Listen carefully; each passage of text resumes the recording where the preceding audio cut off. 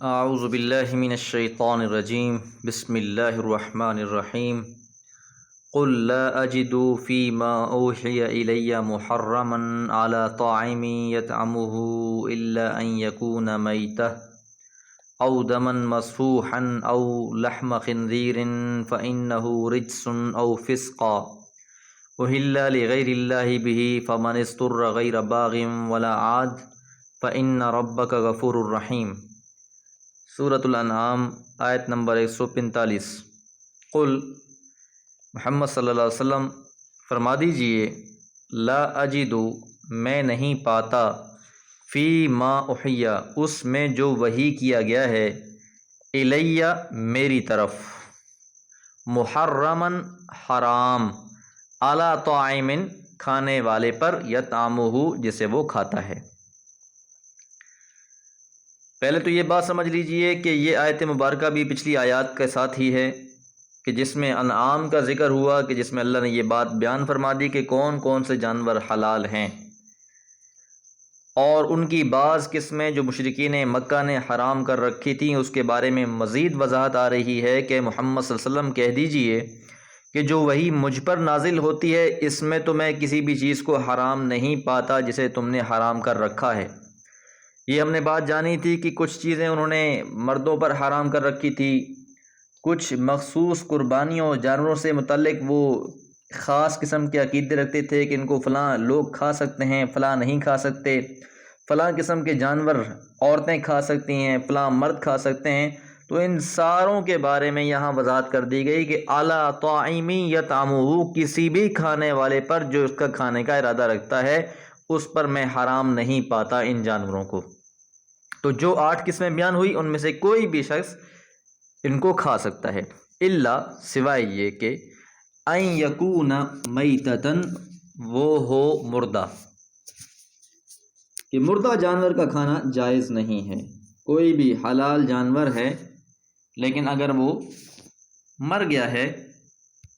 جسے شرعی طریقے کے خلاف ذبح کیا گیا ہو، مثلا جان بوجھ کر تیز دھار آلے کی ایک ہی ضرب سے گردن جدا کر دی جائے، یا سخت گرم پانی میں ڈبو کر مار دیا جائے، یا کرنٹ وغیرہ کے ذریعے سے، غرض شرعی ذبیحہ یا شکار کے علاوہ سب مردار ہیں اور حرام ہیں۔ او دمن مسفوحن، یا بہتا ہوا خون، تو بہتا ہوا خون بھی حرام ہے، زندہ کا یا ذبیحہ کا جسم سے خون جو بہتا ہے وہ حرام ہے۔ البتہ کلیجی یا تلی یہ اس میں شامل نہیں ہیں، یہ دونوں حلال ہیں، رسول اللہ صلی اللہ علیہ وسلم نے ان کی وضاحت فرما دی ہے۔ او لحم خنزیر، او یا لحم گوشت، خنزیر خنزیر کا، فإنہ رجس، پس یقیناً وہ گندگی ہے۔ اب یہ گندگی کس لحاظ سے، خنزیر کا گوشت کہ وہ گندگی ہے، صحت کے لحاظ سے بے شمار بیماریوں کا باعث بھی بنتا ہے، بے غیرتی کا سبب بھی بنتا ہے، اور بھی اس میں کچھ ایسی حرکات پائی جاتی ہیں جو باقی جانوروں میں نہیں پائی جاتی۔ وہ یہاں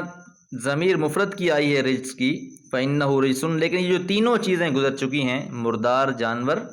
یا بہتا ہوا خون اور خنزیر، یہ سب کے سب گندگی ہیں۔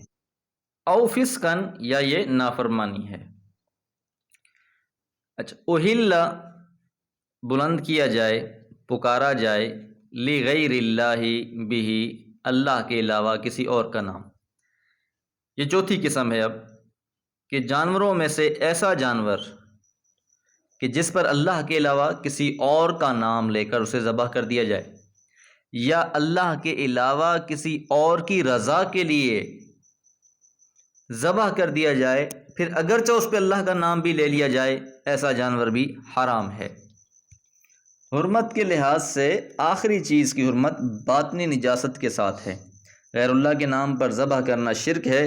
اور شرک عقائدی نجاست ہے۔ اس وجہ سے جس چیز کو شرک کی چھوت لگ جاتی ہے وہ بھی نجس ہو جاتی ہے۔ اس عقائدی نجاست کو یہاں فسق کے ساتھ تعبیر کیا گیا ہے کہ او فسقن اہل لغیر اللہ، تو یہ اللہ کی بہت بڑی نافرمانی ہے کہ اللہ کی تخلیق کردہ جانور کو کسی اور کی رضا کے لیے یا کسی اور کے نام سے ذبح کر دیا جائے۔ فمن استر، فمن پس جو استر مجبور ہو گیا،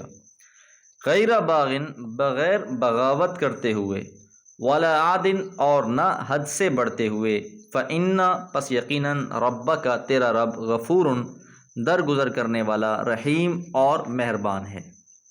اب یہاں جو شخص مجبوری کی بنا پر ان حرام چیزوں کو کھا لے، بشرطیہ نہ تو انہیں حلال سمجھے اور نہ ضرورت سے آگے بڑھے، تو پھر اس کیفیت میں اللہ تعالیٰ بھی درگزر کرنے والا ہے۔ یعنی کسی انسان کی جان کو آئی ہوئی ہے، اس کو مر جانے کا خدشہ ہے بھوک کی وجہ سے، تو اس کیفیت میں اگر کچھ میسر نہ ہو سوائے ان حرام چیزوں کے، تو پھر وہ اپنی جان بچانے کے لیے انہیں استعمال کر سکتا ہے بقدر ضرورت۔